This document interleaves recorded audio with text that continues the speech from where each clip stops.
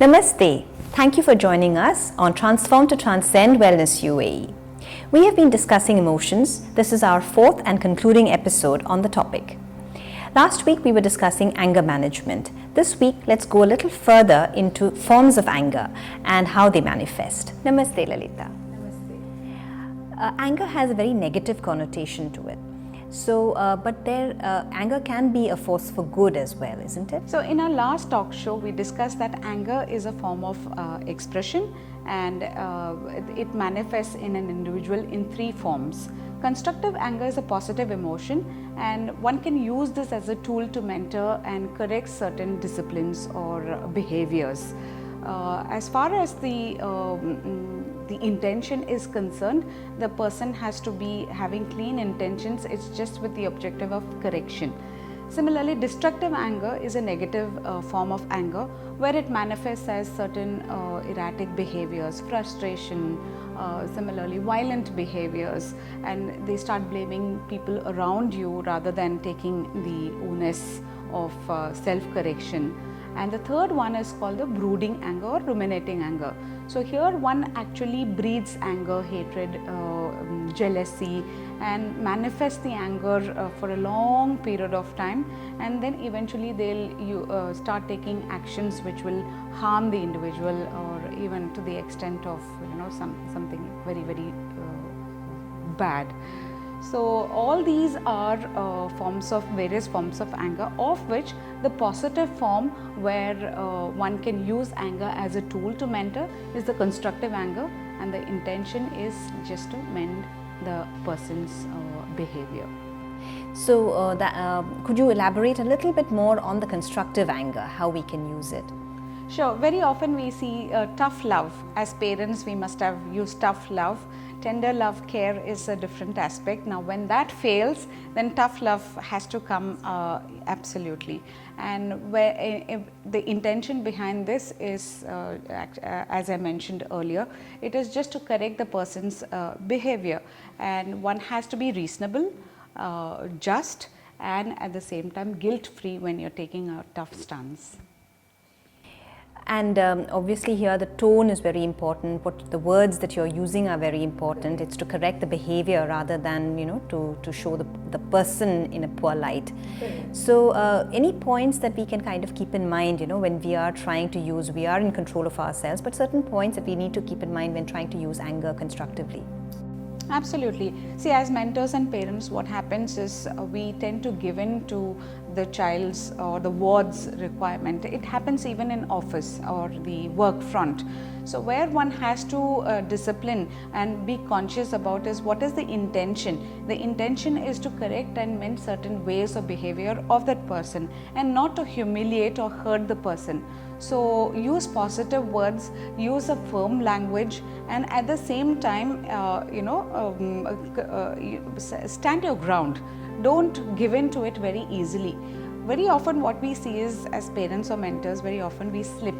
We hold it on for maybe a few hours or maybe a day, and then soon we give in to the requirement, or if we have taken the toy away from him, then the child is very persuading, they are manipulative, they want to come and ask you, can I take it, can I take it? But give it to him only when you see a positive change in his behavior, and tell him that this is because you have done well, and this is why I have given it back to you. So he is encouraged to repeat it very often and not play otherwise. What we need to keep in mind is when the mentoring is being done, we need to have a cool mind and not use abusive languages. As parents, sometimes we are frustrated, maybe there's something else which is bothering us, and we use abusive languages, or even at times harsh language. You're good for nothing, you will not do well, it's not within your capability. So there you're challenging the person's ego, whether it's a child or an adult. You're hurting the person's ego. Now this could be counterproductive, and that they might become rebellious or go under a shell. And it could even produce anger in the other person. Absolutely. And anger also has adverse health effects, definitely.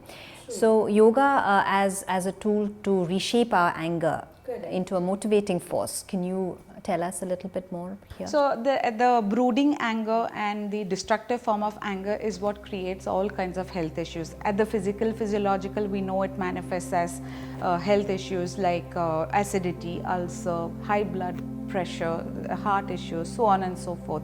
Now, how can yoga address this? It's only by the practice of yamas and niyamas of Ashtanga Yoga of Patanjali.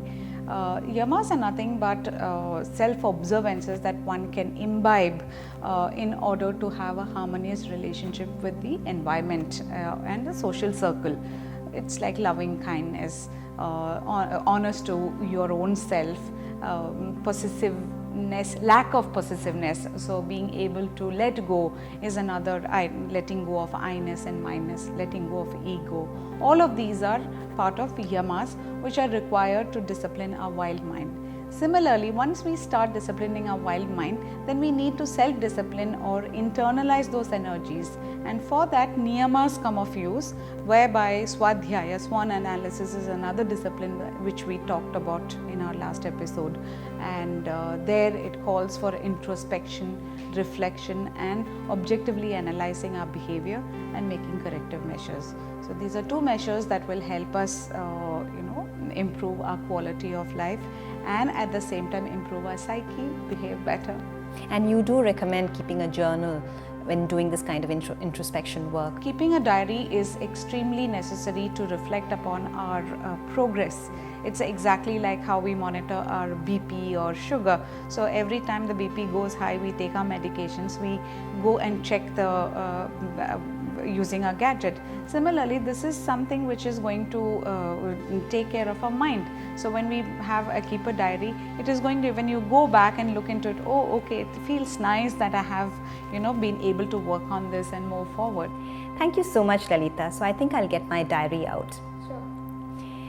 We hope you found this session informative, and we conclude our discussion on the topic of emotions, and next week we come back with a new topic. So we hope you will join us then, and until then, stay safe and stay healthy. Namaste.